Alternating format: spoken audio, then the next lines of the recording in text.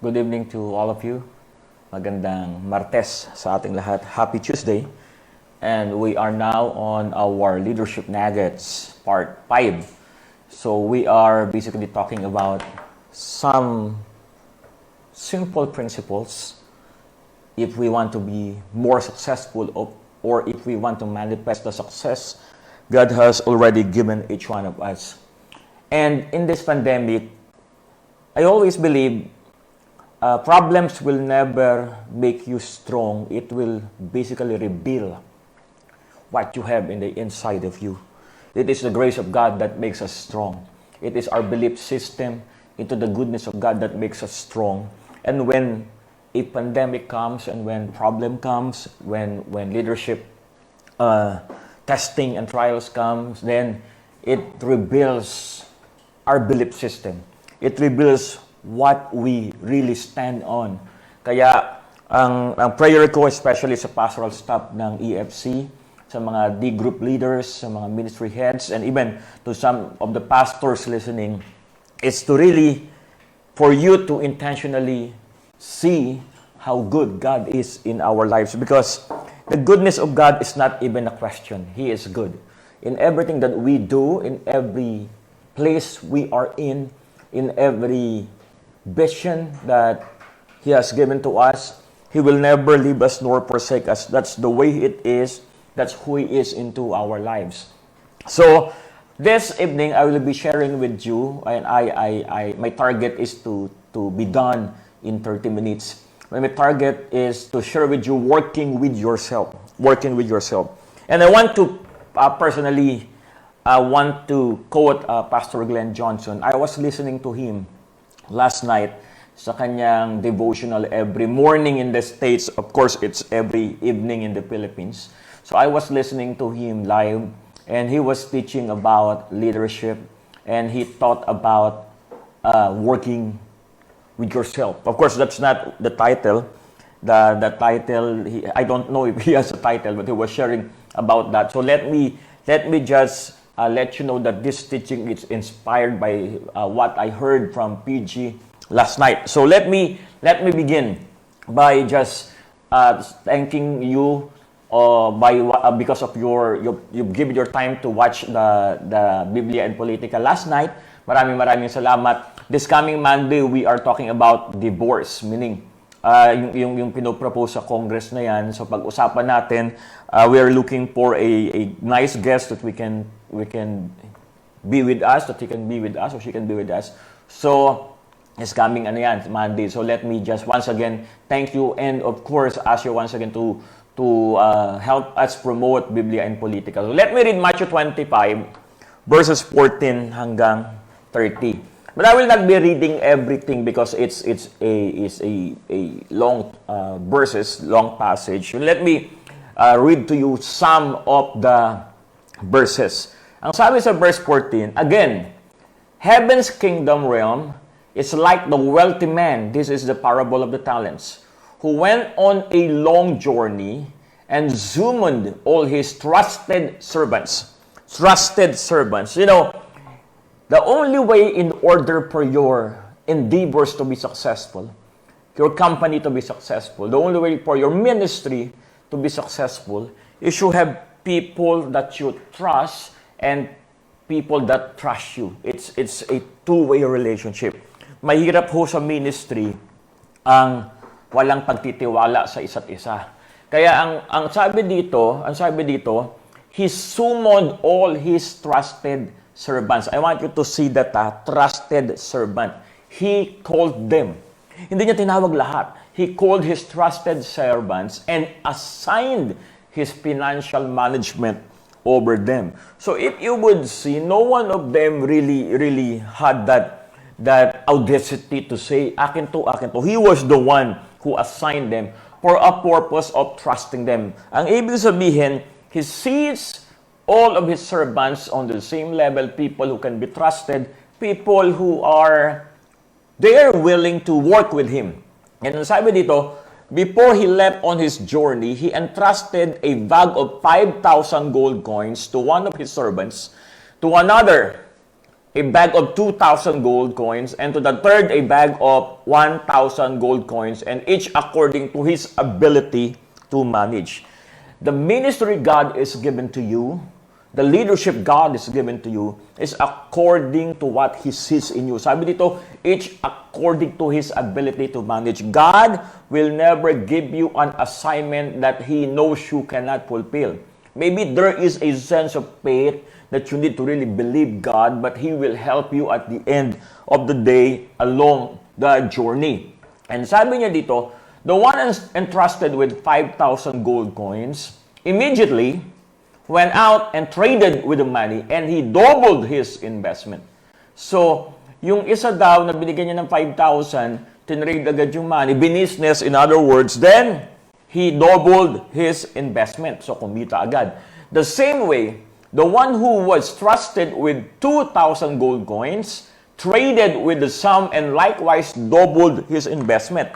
So, yung income nila hindi pare-pareho as we notice. Yung isa 5,000, so ever nag-double, 5,000, so naging 10,000. Isa 2,000, nag-double, pero naging 4,000. It's different. Yet, by percentage, it's basically the same. So sabi dito, but the one who had been trusted with 1,000 gold coins dug a hole. Actually, sigurista. Hindi siya risk-taker, in other words. Because leadership is somehow believing in intelligent, or if I may say, calculated risk.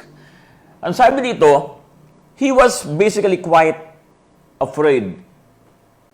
He dug a hole in ground and buried his master's money. Ayun yung ginawa niya.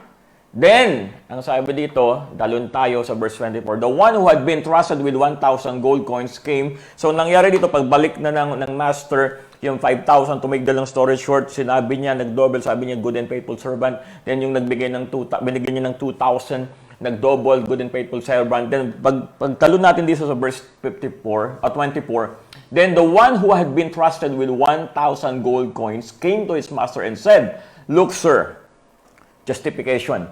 I know that you are a hard man. Siguro mahirap kang i-please yung master to please, and you are a shrewd and ruthless businessman who grows rich on the backs of others. So, meron agad siyang justification kasi feeling ko magagalit ka sa akin. Kasi ang tingin ko sa iyo, you are a rude businessman, a ruthless businessman, in other words. So I was so afraid. That's the justification. And he said, I was afraid of you. So I went and hid your money and buried it in the ground. But here it is, take it, it's yours. So, ganun yung nangyari. Hindi niya ginamit yung binigay sa kanya in order for it to grow. Tinago niya yung talents na binigay sa kanya, yung money na binigay sa kanya. It did not lose anything, even a single gold or a single centavo. Yet, he was not brave enough to use it.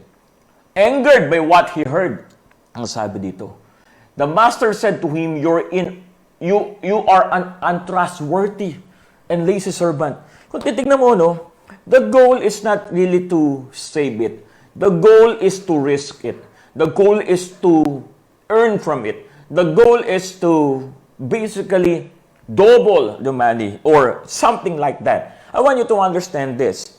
Did he do something basically wrong? The thing is, hindi naman niya ninakaw, hindi naman niya binawasan, actually tinago nga niya. Pero bakit sabi sa kanya ng master, you are untrustworthy? You know why? Because it wasn't about hiding it.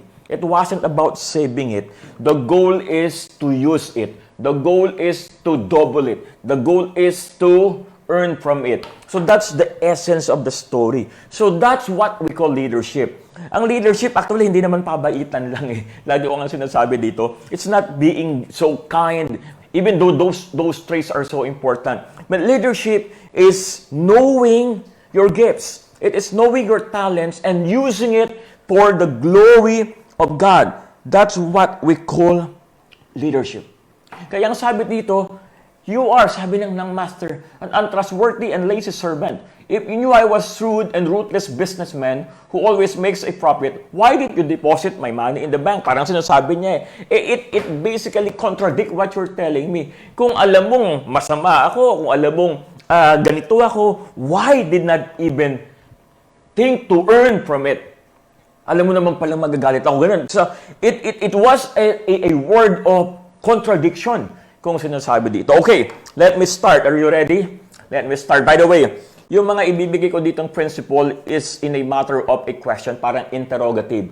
Let us answer this for myself, answer this for yourself, but I will be just guiding you in these leadership principles that I believe very important. Kung negosyante ka, makinig ka. Kung may mga kaibigan kang business people, I want you to tag them right now o mag-host ka ng watch party mamaya because this is very important. This is very, very cool. This is, for me, it's a necessity in a leadership. Whether mapa-ministry, mapa-business, or whatever type of leadership, these principles are very important.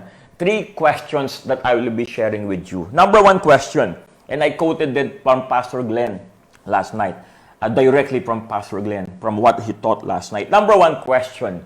Ito, ikaw mismo, you know yourself. Kaya ang title natin is Working with Yourself. And I want you to ask yourself this question.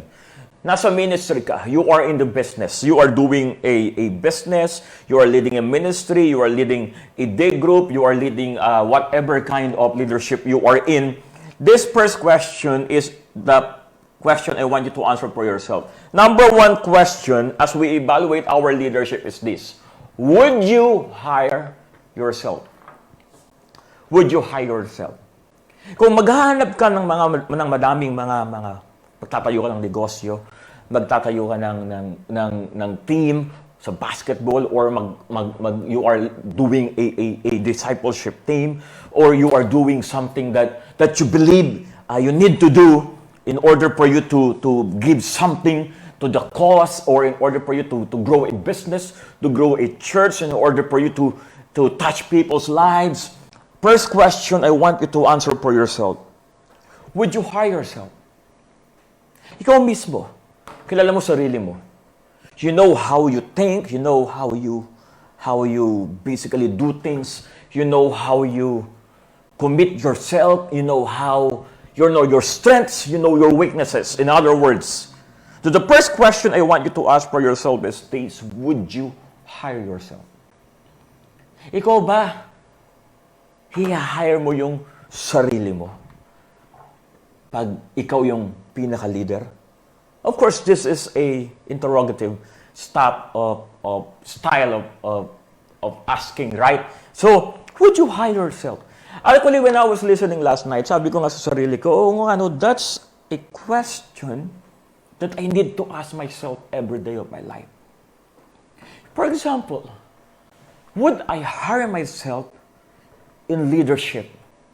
Kung ako ba maghahanap ng assistant pastor, associate pastor, kung ako ba magtatayo ng business, maghahanap ng general manager, kung ako ba magtatayo ng whatever kind or type of business, would I hire myself? Good question, right? Guys, that's the first question I want you to answer. Would you hire yourself? Ang sabi dito, either by what he heard, the master said to him, you are untrustworthy. So, if you yourself, do you see yourself as a trustworthy person? Do you see yourself as a committed person? Yes, hindi natin pinag-uusapan dito yung biyaya ni Lord because the grace of God is so majestic. Kanina lang, I was able to finish 7. By the way, sa leaders ng church, we will be giving out, hindi ko na lang i-announce, basta maririnig nyo na lang yon. But I was asking myself, am I a trustworthy person? Am I a person with credibility? Am I a person with integrity? Am I a hardworking person? If I will be, if there is a situation na para ako naging gremlins, yung di ba alam yung pelikula, yung nabasa ako tapos naging 5 ako, kukunin ko ba yung 4 in working with me? If I multiplied myself into 5, would I hire those 4 people, 4 persons as my associate pastors, as my general manager in the business I'm about to build? Would I hire myself? Would you hire yourself? Ang sabi ko nga dito, it's a question that you yourself can answer. Siguro, pag pinag-usapan yung sarili ko, would I hire myself? There are times that I really love myself, but there are times that I'm quite a little bit lazy and things. Parang may mga time na oo naman, i-hire ko yung sarili ko. Pero may mga time din na hindi ganito, ganyan. Because I have some attitudes na medyo kailangan pang i-work out. And there are some attitudes that is so strong as a leader. But that's the idea. Would I hire myself? Would you hire yourself? Enemies of success. Number 1 is lack of character. Ayan ang isa sa mga kalaban ng success, yung lack of character. Yung sobrang buti sa iyo ni Lord, yung biyaya ni Lord sa iyo, nag-uumapaw, yung pag-ibig ng Panginoon sa iyo, hindi mo ma-measure, yet the character is still lousy. Enemies of success is number 1, lack of character. Kaya nga, the antidote here is to see leadership as privilege. Amen? To see leadership as privilege. And this is very, very crucial in leadership. Lagi ko nga sinasabi, there will always be enough reasons for me to quit. There will always be enough reasons for you to quit. But question is really are those reasons really something that you would allow yourself to just simply say, you're done? See leadership as a privilege. Leadership as privilege, it reminds you of humility. And secondly, it reminds you of the honor. In other words, pag ang lagi mong treatment sa leadership na binigay ni Lord sa'yo, sa business man yan, sa church man yan, pagpapastor, paglilid ng isang team, ng D-group, o pagkakaroon ng isang maliit na negosyo, or whatever, kung ang lagi mong tingin, if you always see that as a privilege, it will always remind you of humility, and it will always remind you of the honor God has given you. Na it's my honor to accept such leadership from God, and it will always remind me of the word humility, that ang dami-dami namang tao, pero ako yung pinili ni Lord in this particular ministry. So the first question, would you hire yourself? You need to see leadership as a privilege. One of the greatest enemies of success is lack of character. And the only way for you to deal with your character is to always see leadership as a privilege. Meaning, this is not something, alam nyo dito, yung nagtawag yung master, si Lord, ng 3 servants. Yung nagtawag siya ng 3 papamahalain niya sa kanyang state, sa kanyang wealth. He was the one who called them. You know, ministry, leadership, it's God who called you. Right? And it's God who gave you the capacity and even the things that you will manage. The question is, do I see and look at it as a privilege? Uulitin ko, that's the only way to defeat lack of character. Na nakikita mo na yung ministry na binigay sa'yo privilege. So dahil ito ay privilege, it will remind you of being humble, hindi ka magyayabang, and it will remind you that it's an honor, bibigay mo yung best mo kasi privilege ang binigay sa'yo ni Lord. Amen. Number 2, would you help yourself? Would you help yourself? The first question is, would you hire yourself? Maybe you have different answers. But I pray, sana yung mga sagot natin dyan is, yes, I will hire myself. Kung dalawa ang personalidad ko, kung may kapareho akong tao, sigurado kukunin ko yun sa church. Sigurado kukunin ko yun sa work. Sigurado kukunin ko yun sa business ko. Because I know that person. Kung kapareho kami, and I would really love to work with that person. Would you hire yourself? Secondly, would you help yourself? Would you help yourself? Sabi dito, diba, the master was so angry, you're an untrustworthy and lazy servant. Ang sarap tulungan ng mga taong willing tulungan yung sarili. Right? Pero, ang hirap tulungan yung mga tao na tinutulungan mo na galit pa sa'yo, may problema pa sa'yo, or tinutulungan mo na, tapos parang nakikita mo ayaw nilang tulungan yung sarili. Of course, sabi nga, di ba kagabi, maganda nga yung discussion, no discrimination. Of course, we love all people. We don't look at their gender. We don't, ano ba yun, lalaki, babae, LGBTQ ba yan, or whatever. The love of God is encompassing to everyone. That's the real essence. Kahit sa mga tao, ganyan dapat ang church, dapat ang EFC. We don't basically look, ito ganito, ito ganyan. Pero ang question na iniiwanan ko sa inyo, actually, it's not how the church sees you. It's how you see yourself. Kaya nga, this is working with yourself. It's not how Pastor Paul sees you. It's how you see yourself. Would you help yourself? Ikaw ba yung tao na pag tinutulungan, appreciative? Ikaw ba yung tao na pag ina-assist, you remember that at gusto mong ibalik yun sa taong tumulong sa'yo? Are you the person that you yourself are willing to help? That's the question. Amen. Ikaw ba yung tao na let me put it this way, tumatanaw ng utang na loob? Amen. Ikaw ba yung tao na hindi kinakalimutan yung mga mabubuting nagawa sa iyo in spite of some shortcomings, in spite of some mistakes, but you simply try to see the good things in everything. Amen. Kagabi nga yung nakikinig ako kay Pastor Glenn. Thank you, Pastor Glenn, if you will be listening later. Just want to express how thankful I am. I listened to your lesson last night. Kaya when I was listening last night, I told myself, I will never forget 1998 when Fiji came after my dad died, after a year that he died. And he told me, I came here not for the ministry, I came here for you. That's why ngayon, kahit ano yung sinasabi ni Pastor Glenn, di ba, may mga time na disengage ako ng konti sa ministry and I engage in the business. Then, Pastor Glenn rebuked me, corrected me, and until right now, I appreciate that. And I will never, ever forget that. So if I would ask you right now, are you willing to help yourself? Or would you help yourself?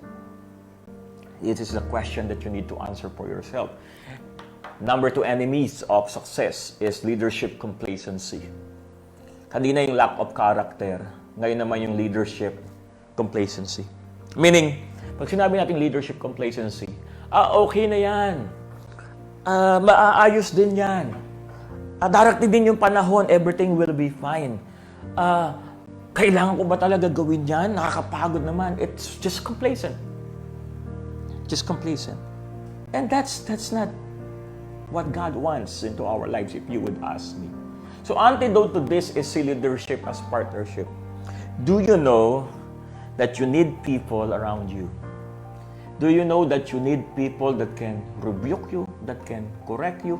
You need people that can commend you, that can remind you of things, ups and downs, that they will always be there. You need people that can make you laugh. You need people that can make you angry. You need people that can make you feel sometimes that you need to step up into something. You need people sometimes to humble you. You need people, different kind of people, to mold you into a person that God wants you to be. And God uses people around you with different personalities. Kaya nga sinasabi ko sa inyo, hindi lahat ng pangit ang nangyayari sa atin ay pangit talaga. Some of them nasasaktan tayo, pero in reality, hindi pangit. May minumold lang pala si Lord sa character at personality and attitude natin. The antidote is leadership as partnership. Leadership and partnership, there should be people that can call your attention. There should be people that can correct your attitude. Una, people in your life that can call your attention. Paul, parang medyo nasasobrahan ka na dyan, Kailangan ganito na, kailangan i-balance mo na yan. And I thank God I have people like that in my life. Not many, but I have 3-4 people that can correct me, that can call my attention, that when whatever they tell me, I will never interpret it in a negative sense because I know they love me. Amen. Sabi ko nga sa inyo, there was a time, di ba si PG pumunta dito, Tapos nag-stay lang siya ng 4 or 5 days, yung nag-engage, na-disengage ako sa ministry, nag-engage ako masyado sa business. Then yung pumunta kami ng restaurant, kami dalawa lang, no introduction. Ano sabi niya sa akin? Paul, what you are doing is wrong. Stop it. No introduction. I don't need introduction na sabi na iba, paramdam mo munang mahal mo. I don't need introduction concerning that because I know He loves me. That's why when He rebuked me, corrected me, I just received it with all my heart. Because I need people to call my attention. I need people to correct my attitude. Amen. Would you help yourself? Kasi alam mo na you are appreciative and you don't see negative things in all things. Okay, lastly.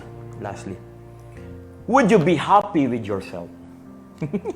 It's just a question, right? This is a question.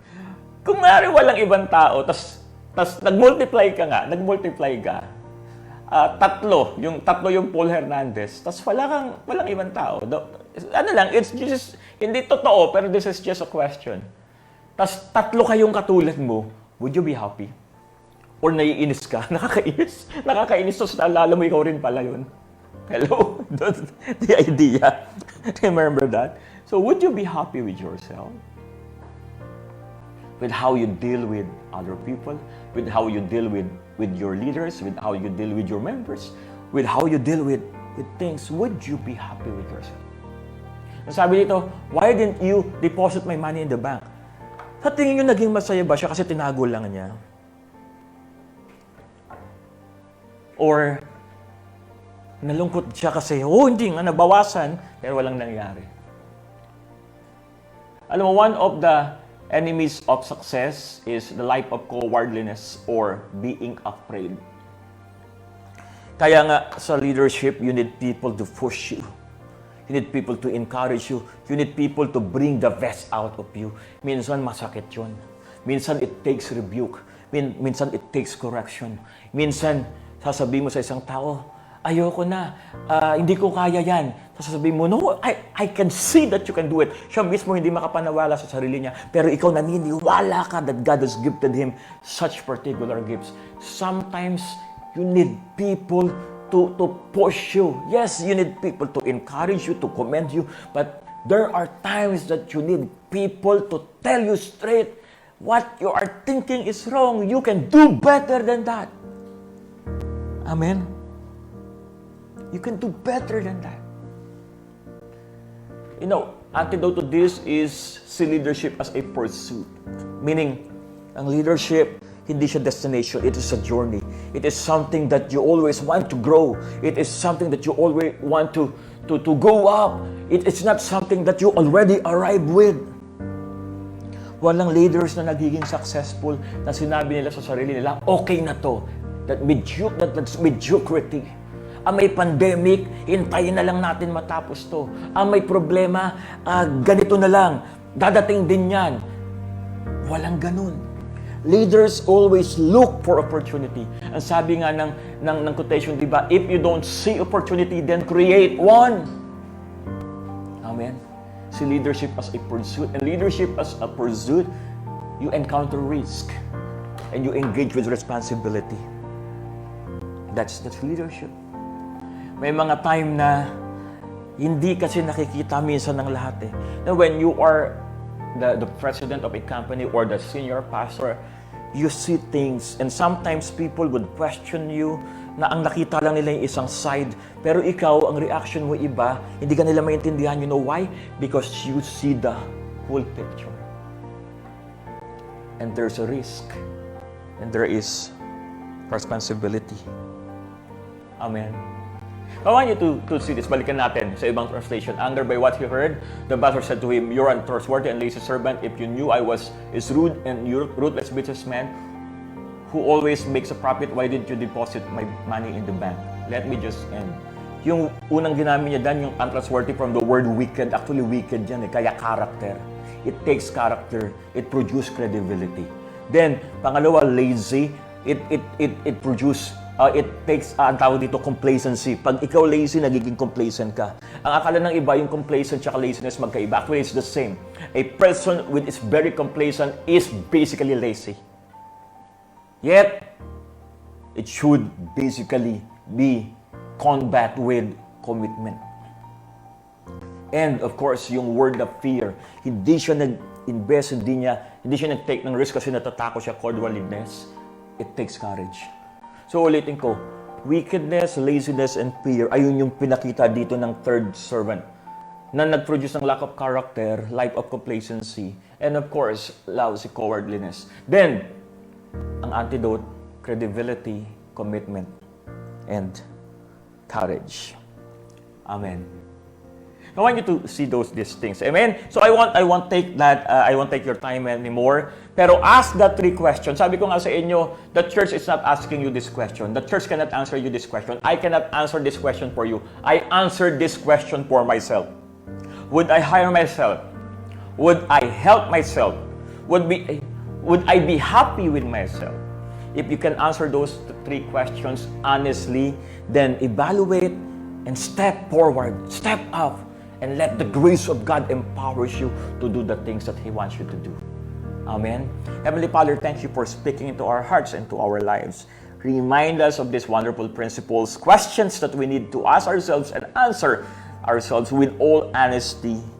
Thank you, Lord, for speaking to our lives and to our hearts. We honor you in Jesus' name. Amen. Sa mga leaders in church, you can give your tithes and offering dyan sa BDO, BPI, and GCash. Sa mga hindi po members and leaders in church, you can just help us. We are praying first week of July na makapag-gather uli ng mga rice, ng mga groceries just to be given, and let's see, God is always working. Pag na-desire naman tayo, meron siyang answer dyan. So, once again, those 3 questions, sleep with it right now. Mamaya pagkatulog, tanongin mo yung sarili mo. And kung ano man yung sagot mo, then thank God and trust God and ask God to bring you up into another level. Amen? God bless you and I'm out.